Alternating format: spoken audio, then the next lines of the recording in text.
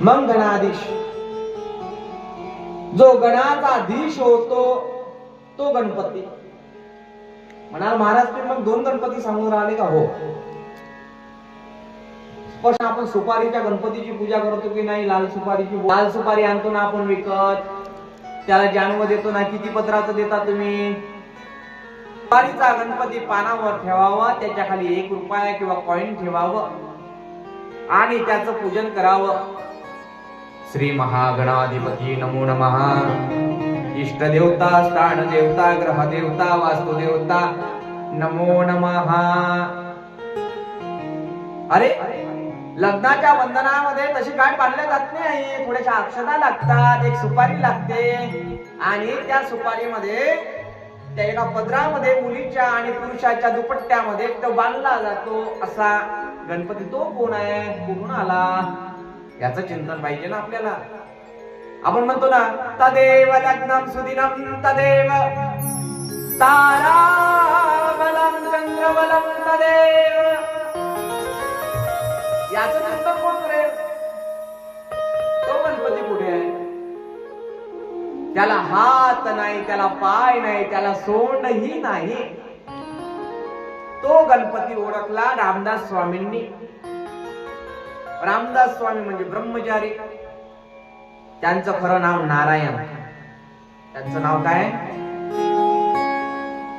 लग्नाच्या मंडपामधून पळाले होते. का पळाले?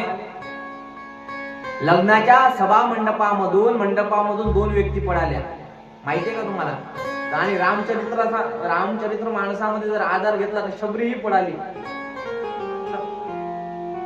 तसे 3 पळाले. मग पण शिव महापुराणा कथेमध्ये आणि लिंग पुराणाच्या कथेमध्ये ज्यांचं सार रूपामध्ये नाव येतं ते म्हणजे एक ब्रह्मचारी म्हणजे रामदास स्वामी, जे नारायण होते. त्यांचं मूळ नाव नारायण. आणि हे रामदास स्वामी एकदम रामदास स्वामी झाले नाही. सभा मंडपामध्ये उभं केलं आणि म्हणायला लागले शुभ मंगल.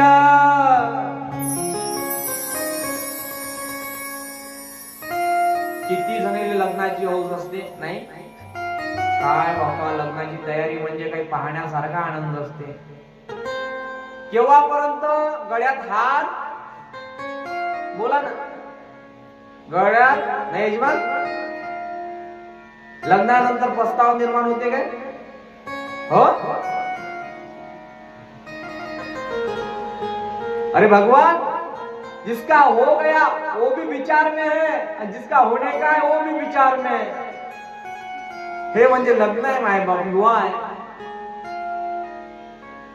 आणि या गणपतीनं चालावा निसर्ग गुणाचा प्रवाह, यासाठी योजिला विवाह. यासाठी ही संस्कृती विवाहाची योजली. हा गणपती आहे तो, ज्याला लाल सुपारीचा गणपती म्हणतो. त्याला डोळे नाही, पाहतो, पण कसा आहे? गणाधीश आहे. आणि त्याच्या आईचं नाव सांगितलं आहे गणाधीश, जो ईश सर्वा गुणाचा, मुळारंभ तो निर्गुणाचा. नमो शारदा मूळ चत्वारवाचा,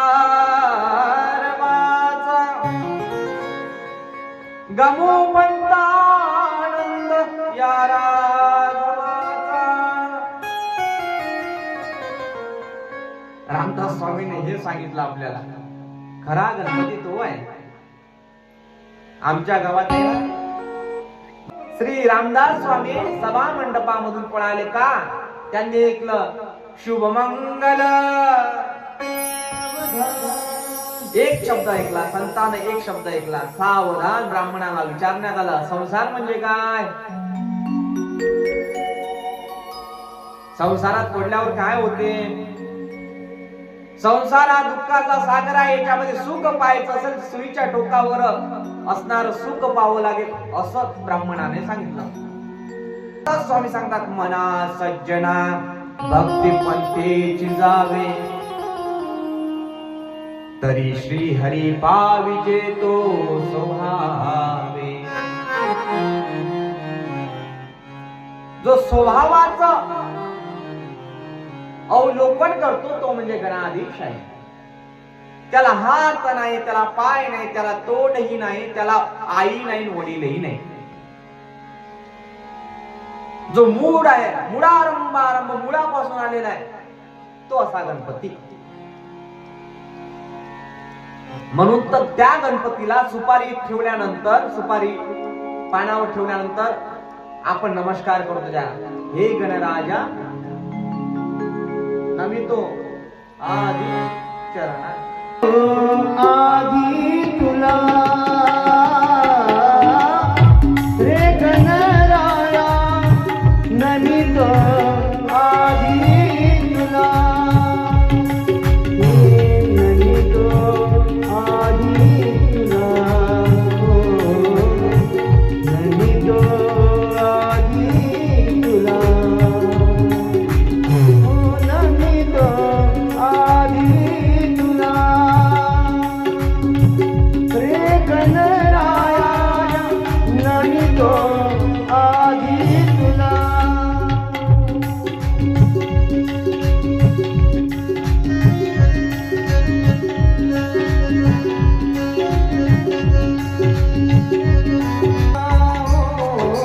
रे गणराया नमितो आधी तुला रे गणराया नमितो आधी तुला. गणपती राजाचा सुपारीचा गणपती ठेवावा. 6 पदर त्या गणपतीला 6 पदराचा जन्म घालावं. मी म्हणाल मला 6च फक्त, त्याला एकच पत्नी आहे, त्याला एकच पत्नी आहे. 3 त्याचे आणि 3 तिचे. पदरावर काम असतं ना, पत्नीवर काम असतं.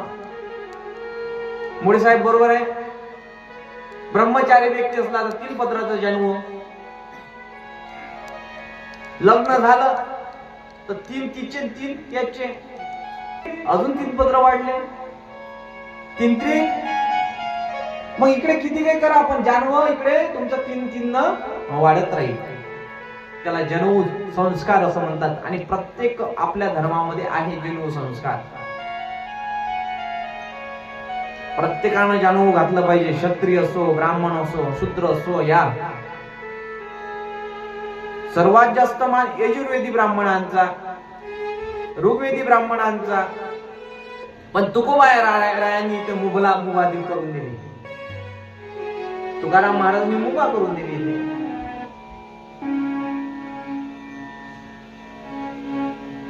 महिपती महाराज सुंदर वर्णन करतात. महिपती महाराज जर तुकाराम महाराजांवरचं चरित्र लिखाण जर पाहिलं तर अश्रूच्या धारा लागतील. महिपती महाराज, महिपती महाराज एक संत आहेत आणि संतांच्या आधी भक्त होते. तुकोबारायांचं चरित्र त्यांनी लिहावं आणि संतांची पदवी लाभावी. आणि जेव्हा केव्हा तुम्ही इच्छेनं मोठ्या श्रद्धेनं देवाची उपासना कराल ना, तेव्हा तेव्हा तुमचा भगवंत तुमच्या पाठीशी उभा राहील. यात काही संशय नाही. फक्त त्याला दोषारोपण करू नका. सुख आलं तरी त्याला आपलंच करा आणि दुःख आलं तरी आपलंच करा. कालच्या सत्रामध्ये मी हेच तुम्हाला सांगितलं. महिनेवर दुःख आलं होतं शिवाला पाहून, खचित झाली ती. पण परत नारदांनी सांगावं आणि संतांच्या शब्दावरती विश्वास ठेवा. आणि महिना आणि पुत्री पार्वती आणि शिवाचा विवाह व्हा. शिव शिवानीला भेटलाय.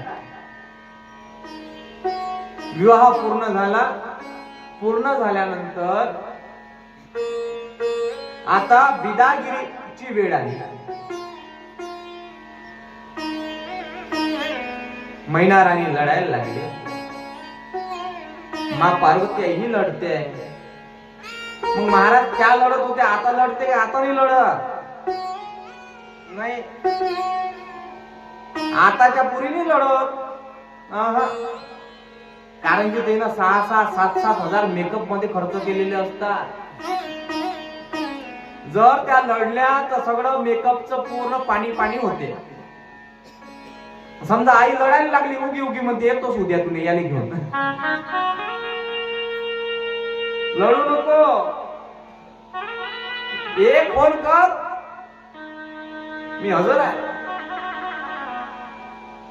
तेव्हाच्या स्त्रिया गळा धरू धरू लढायच्या.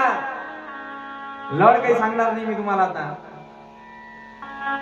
त्याच्याकडे काही जात नाही. खूप लढायच्या, कासावीस व्हायच्या, अंतकरण कंठ दाखवून यायचा त्यांचा. पोटाचा गोळा आता एका आईनं आपल्या मुलाप्रमाणे असणाऱ्या जवायाच्या जवळ दिलेला आहे. आता सांभाळ करावा लागेल. आई काय प्रसंग आहे. मैना राणी तिला माहित आहे ही जगदंबा आहे, पण मी आता तर या जन्मामध्ये आई आहे ना, आईचे संस्कार कसे जातील. आई तर आईच आहे. जो आई ईश शक्ती युक्त शब्द आहे. आ अ प्लस आ, धातू कोणता आहे? ईशाचा. ईशनाम ईश्वर, जिच्यामध्ये साक्षात स्वरूपामध्ये ईश्वर वास करतो ते म्हणजे आई. विभक्ती अलंकार अ अधिक आ बरोबर आ. आई ही अशी आई आहे. मैना म्हणायला लागली आई लढू नकोस, तू जेव्हा म्हणेल मी तेव्हा येईल, पण हात धरावा महिनेचा आणि आतमध्ये घरामध्ये आणावं. आणि तिला 2 ज्ञानाच्या गोष्टी सांगाव्यात. पतित व्रत धर्माचा नियम सांगितला मा महिनेनं. कोणाला? पार्वतीला. तुमच्या देव नारदाला सांगतायत, हे नारदा, आपल्या पोटाचा गोळा जेव्हा ती शिवाला देत होती त्याच्या आधी काही सूत्र दिले हातामध्ये. कसं वागावं, कसं राहावं, जीवनामध्ये आल्यानंतर पती सोबत कोणता धर्म स्वीकारावा आणि आचरण कसं करावं.